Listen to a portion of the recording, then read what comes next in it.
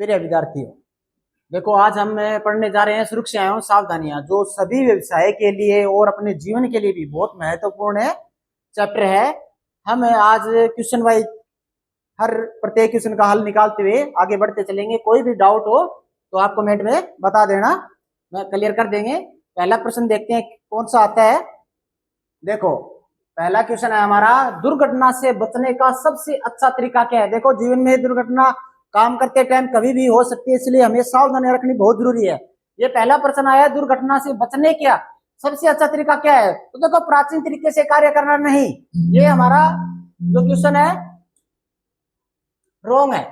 सुरक्षा उपकरण का प्रयोग करना चाहिए, बहुत जरूरी है, लेकिन इसमें तीसरा जो दिया हुआ है ऑप्शन, जॉब मशीन और कार्य क्षेत्र से संबंधित सुरक्षा नियमों का पालन करना, तो इसका करेक्ट आंसर क्या होगा हमारा, जॉब मशीन और कार्य क्षेत्र में संबंधित सुरक्षा नियमों का पालन है करना। इसी के साथ हम दूसरा प्रश्न देखते हैं, कृत्रिम श्वसन की शेफर विधि का प्रयोग पीड़ित के लिए कब किया जाता है। अब देखो जो कृत्रिम होता है, जैसे किसी को सांस लेने में तकलीफ हो रही है तो उसको श्वास देने की जो विधियां होती है उसको कृत्रिम कहते हैं कि ये मानव द्वारा निर्मित होती है। और ये 4 प्रकार की होती है, जैसे शेफर विधि, सिल्वेस्टर विधि, मुंह से मुंह विधि और मुंह से नाक विधि। ठीक है, सबसे अच्छा तो क्या होता है कि जब कोई भी किसी को गंभीर विद्युत झटका लग जाए और उसको सांस लेने में तकलीफ हो तो उसके मुंह से नकली दांत, पान, बीड़ी जो भी है उसके मुंह से निकाल देना चाहिए और उसके मुंह पर महीन कपड़ा रखते हुए कौन सी विधि उपयोग करनी चाहिए, मुंह से मुंह में हवा भरना। लेकिन प्रश्न के हिसाब से देखते हैं कि कृत्रिम श्वसन शेफर विधि, शेफर विधि तब होती है जब किसी मनुष्य के कहां पे छाले हो, पीठ पर चोट या छाले हो। तो जब पीठ पे चोट या छाले हो तो उसको चेस्ट के बल लिटाया जाता है और चेस्ट पे तकिया दिया जाता है और धीरे धीरे उसको प्रेस किया जाता है ताकि बाहर से शुद्ध हवा उसके अंदर जाए और अंदर से नाक के माध्यम से वो बाहर निकलती जाए। ऐसे करने से उसका जो हार्ट है वापस पंपिंग करना क्या हो जाता है, स्टार्ट हो जाता है। इसी के साथ तीसरा क्वेश्चन देखते हैं हम, विद्युत सप्लाई के तार से चिपके व्यक्ति को कैसे दूर करना चाहिए। अब देखो ये घटना किसी के साथ भी घटित हो सकती है, जरूरी भी नहीं है आप लैब में काम या कार्यशाला में काम कर रहे हो तभी हो, आपके घर में भी आपके किसी बुजुर्ग, आपको बच्चे किसी भी झटका लगे, सबसे पहले होना चाहिए अगर आप मेन सप्लाई के पास हो तो उसको ऑफ कर देना चाहिए। अगर मेन सप्लाई आपसे पहुंच से दूर है तो उस व्यक्ति को किसी लकड़ी या किसी ठोस ऐसी चीज जो विद्युत का अचालक हो उससे उस व्यक्ति को हम छुड़ा सकते हैं और उसकी जीवन को वापस हम एक नई दिशा दे सकते हैं। इसलिए इसका सही आंसर कौन सा होगा, सूखी लकड़ी या प्लास्टिक की छड़। इसके लिए आप किसी प्लास्टिक पे, बहुत बड़े प्लास्टिक जो ISI द्वारा मार्को, उसके ऊपर खड़ा होकर भी उस व्यक्ति को छुटा सकते हो। चौथा क्वेश्चन देखते हैं, कार्यशाला में गीले फर्श पर क्या डालना चाहिए। अब देखो गीला फर्श एक दुर्घटना को बुला देता है, इसलिए उसको रोकने के लिए फर्श पर देखो पानी तो कभी नहीं डालेंगे, तेल कभी नहीं डालेंगे, मिट्टी का तेल कभी नहीं डालेंगे, तो बचा क्या, लकड़ी का बुरादा। लकड़ी का बुरादा क्या है, नमी को अवशोषित कर लेता है और फर्श को वापिस सुखा देता है। इसी के साथ आगे बढ़ते हैं, घायल व्यक्ति के रक्तस्राव को रोकने के लिए क्या करना चाहिए। हम देखते हैं घर पे भी देखते हैं, कार्यशाला में देखते हैं, किसी नुकीली चीज पे जब हाथ में चोट लग जाती है तो वहां पे खून निकलना स्टार्ट हो जाता है, तो क्या करते हैं जहां पे लगी हो उससे पीछे इसको दबा लेते हैं ताकि वहां पे आने वाली जो वेन है वो वहां से ब्लॉकेज हो जाए और खून हमारा रुक जाए। उसके बाद में उसमें पट्टी करके डॉक्टर के पास दिखा लेना चाहिए। आगे देखो, प्राथमिक शिक्षा में ABC का क्या अर्थ है, यानी कि ABC एक स्टेप है प्राथमिक चिकित्सा जो डॉक्टर के आने से पूर्व में किया जाता है। तो क्या करना चाहिए, देखो एयरवे, ब्रीथिंग और सर्कुलेशन, ये 3 चीजें हम कर सकते हैं और उसके बाद में डॉक्टर के पास उस मरीज को भेज सकते हैं। आगे देखो, विद्युत उपकरण में लगी आग को बुझाने के लिए किस प्रकार का अग्निशामक। देखो आग बहुत प्रकार की होती है, विद्युत उपकरणों में आग लगने का सबसे आप देखते हैं घरों में किसी माता बुजुर्ग को पता नहीं होता और आग पे पानी डाल देते हैं। आग पे पानी, अगर विद्युत से लगी आग है और उसमें हमने पानी डाल दिया तो आग कम नहीं होगी बल्कि ज्यादा बढ़ेगी। इसलिए कभी पानी, आग, विद्युत से लगी आग पे कभी पानी नहीं डालना चाहिए। इसका सही आंसर होगा हेलोन या CTC प्रकार का, कार्बन टेट्रा क्लोराइड या हेलोन वाले अग्निशामक यंत्र पे हम उस पे काबू पा सकते हैं। आगे देखते हैं, कार्यशाला में कार्य करते समय पहनने के लिए सबसे उपयुक्त क्या है। देखो ध्यान रखना, कार्यशाला में जब भी काम करती हो तो दुर्घटना कब होती है, जब हमारे पास हमने कोई ढीले कपड़े पहने हैं, अनुशासन में नहीं है, तो दुर्घटना को संभावित बुला देती है। इसलिए कार्यशाला में जब भी काम करो टाइट कपड़े होने चाहिए और ISI मार्को युक्त क्या होना चाहिए, सुरक्षा जूते होने चाहिए। आगे बढ़ो। प्राथमिक शिक्षा बॉक्स, फर्स्ट एड बॉक्स, जो हम घरों में भी रखते हैं, कार्यशाला में भी रखते हैं, हर जगह रखते हैं, गाड़ियों में भी रखते हैं, उसमें क्या है, अनिवार्य रूप से क्या होना चाहिए, ऐसी क्या उसमें अनिवार्य रूप से होना चाहिए जो हमें प्राथमिक उपचार के लिए जरूरी होता है। तो इसमें क्या होता है, टीचर आयोडीन और बर्नल और रुई, आयोडीन घाव पे लगाई जाती है, रुई से उसको दबा के उसमें हम डॉक्टर के पास जा सकते हैं। आगे देखो, यदि किसी व्यक्ति को बिजली का झटका लगा हो और वह बेहोश हो तो सबसे पहले क्या करना चाहिए। अभी मैंने पहले भी बताया था, विद्युत से जब करंट लगता है तो उसको कभी पानी डालना नहीं चाहिए। अगर करंट लगे हुए व्यक्ति हो तो उसको कभी पानी पिलाना भी नहीं चाहिए, तब तक डॉक्टर की सलाह बिना। इसलिए उस डॉक्टर को बुलाने से पहले उसकी सांस और नब्ज जांचनी चाहिए, उसे सोने देना चाहिए, उसे क्या करना चाहिए, उसकी नब्ज जांची, उसकी धड़कनें चल रही है या नहीं चल रही है। नहीं चल रही है तो उसका मतलब उसको जो कृत्रिम विधि है श्वास की वो उसको देनी चाहिए। आगे बढ़ो। मानव शरीर पर बिजली के झटके का प्रभाव किस पर निर्भर करता है, ध्यान से देखना। दो प्रकार के आदमी होते हैं, एक तो होता है गीला व्यक्ति, एक होता है सूखा व्यक्ति। जो सूखा व्यक्ति होता है उसका प्रतिरोध होता है बॉडी का, वो कितना ओम तक होता है, 6 लाख ओम तक होता है। कौन से व्यक्ति का, सूखे व्यक्ति का। और जो गीला व्यक्ति होता है उसका कितना ओम प्रतिरोध होता है, 1000 ओम। ठीक है, तो आपको पता है करंट हमेशा शॉर्ट रास्ता अपनाती है। करंट हमेशा कौन सा रास्ता अपनाती है, शॉर्ट। शॉर्ट का मतलब ये कि करंट के मार्ग में जहां बाधा होगी वहां पे करंट कम चलेगी और जहां पे बाधा कम होगी वहां पे करंट ज्यादा चलेगा। तो एक तरफ तो एक 6 लाख वाला व्यक्ति खड़ा है, एक तरफ 1000 वाला। और आपको पता है धारा का विरोधी कौन होता है, धारा का विरोधी हमेशा क्या होता है, आर होता है, यानी कि प्रतिरोध होता है। तो यहाँ पे वो कम करंट चलेगा, यहाँ पे क्या चलेगा, ज्यादा चलेगा। तो शरीर से प्रवाहित धारा और समय, कितने टाइम तक कितनी धारा चली, लगभग 0.54 एम्पियर पे आदमी की डेथ हो जाती है अगर उसके शरीर का प्रतिरोध बहुत कम है। आगे बढ़ो। कारखाना में सुरक्षा के लिए उत्तरदायी कौन है, ध्यान रखना। कह देते हैं ना मालिक देख लेगा, नहीं। जब हम किसी कार्यशाला में काम कर रहे हैं तो मालिक और श्रमिक दोनों को क्या है, प्रॉपर नियमों का पालन करना चाहिए। आगे देखो। चलती हुई मशीन की मरम्मत या सफाई करते समय क्या सावधानी रखें। पहले तो ये देखो, अगर चलती हुई मशीन है आपकी मरम्मत उसकी नहीं कर सकते, तो इसका सही क्या होगा, मशीन को कभी भी चलती हालत में साफ या मरम्मत नहीं करना। अगर ऐसा करते हो तो आपको गंभीर दुर्घटना घटित हो सकती है। आगे चलो।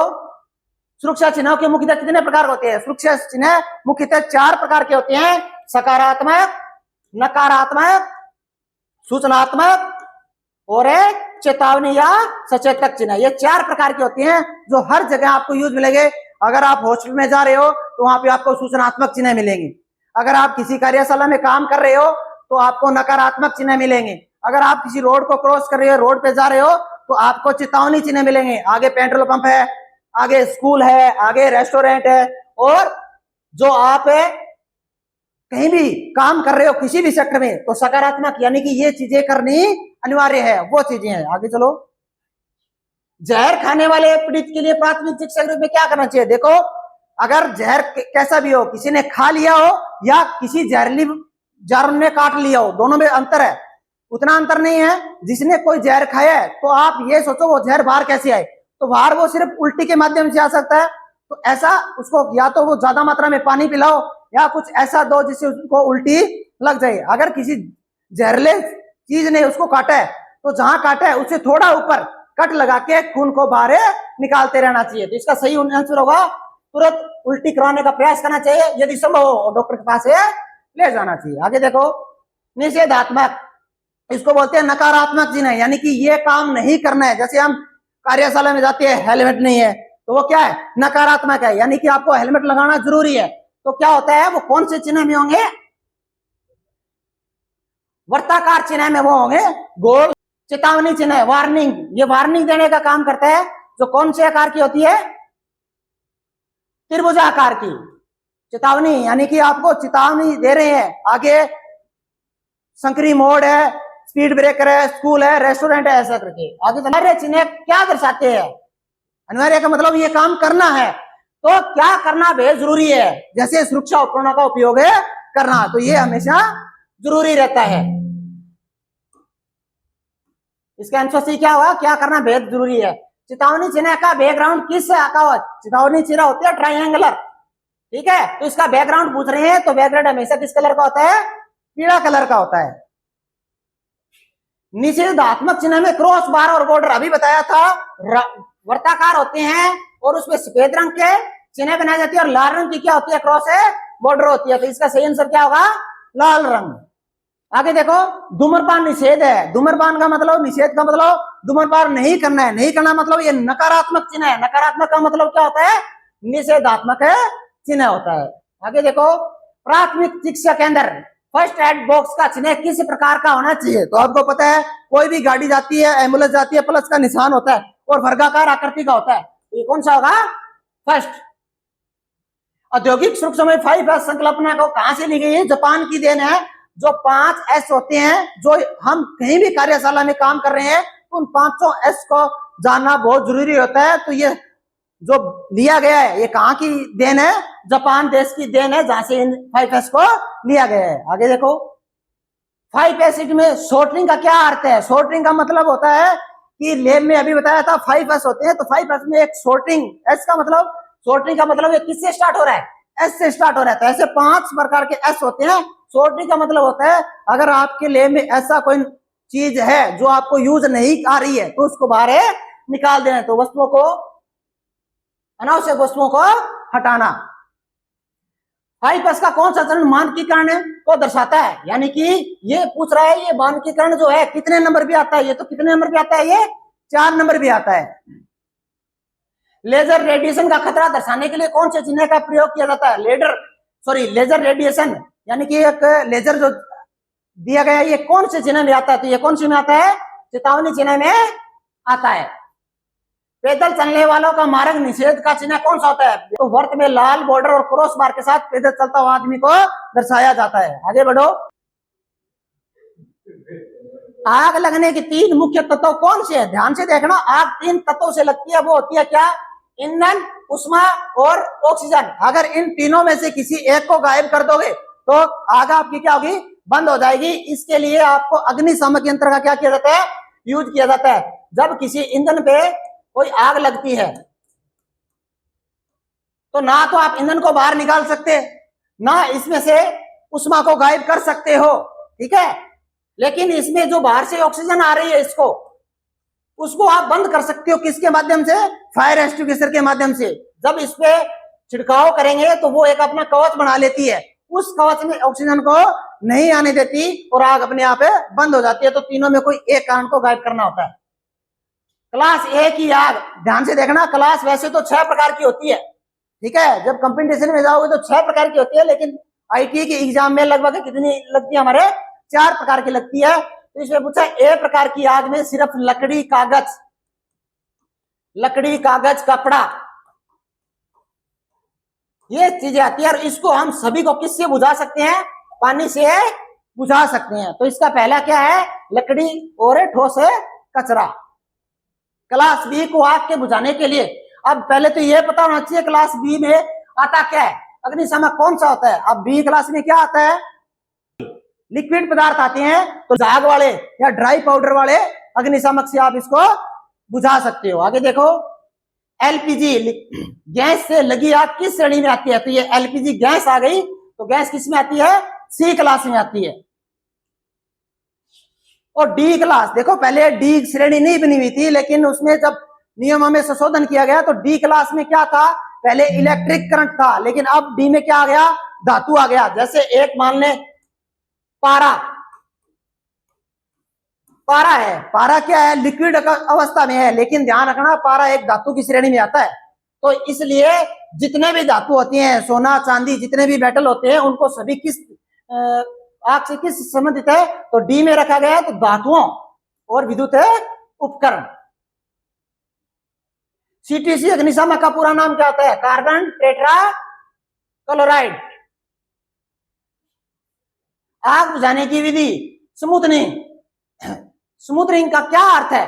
ऑक्सीजन की आपूर्ति को रोकना। पहले भी बताया था, आग में 3 चीजें होती है, किसी एक चीज को गायब कर देंगे तो आग बंद हो जाएगी, तो तीसरी को क्या होती है? ऑक्सीजन की आपूर्ति को रोकना। आगे बढ़ो। आग बुझाने में कूलिंग का क्या अर्थ है? कूलिंग का मतलब क्या होता है? पानी डालेंगे तो क्या हो जाएगा? उसकी तापमान में गिरावट आएगी, तो क्या होगा? तापमान को कम करना, जैसे पानी डालकर उसको कम कर सकते हैं। आगे बढ़ो। बिजली की आग बुझाने के लिए पानी का उपयोग क्यों नहीं? अभी बताया था, अगर हम पानी डालते हैं तो जो करंट की मात्रा होती है वो ज्यादा चलती है, और जिस माध्यम से वो जा रही है उस माध्यम से आग और ज्यादा बढ़ने का खतरा रहता है। इसलिए कभी भी विद्युत से लगी आग पे पानी नहीं डालना चाहिए।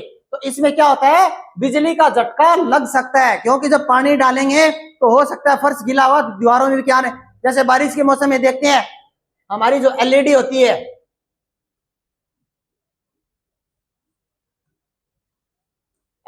है, बारिश के मौसम में बंद है फिर भी टिमटिमाती है। बारिश का मौसम है, हमारी सप्लाई ऑफ है, फिर भी हल्का सा क्या होती है? टिमटिमाती। इसका मतलब क्या होता है? जिस माध्यम पे ये लगी है, जैसे दीवार पे लगी है, तो उस दीवार में हल्का सा करंट आ रहा है, उस दीवार में हल्का सा क्या आ रहा है? करंट आ रहा है, और वो करंट इस एलईडी तक जा रहा है, जिसके कारण ये हल्की सी टिमटिमाती है। तो वो लीकेज करंट का मान जब ज्यादा होगा तो आगे करंट क्या होगा? ज्यादा चलेगा, और दीवार गेट में करंट आना शुरू हो जाएगा। इसलिए एसी का जो लीकेज करंट होता है वो होता है 1/5000 वाट।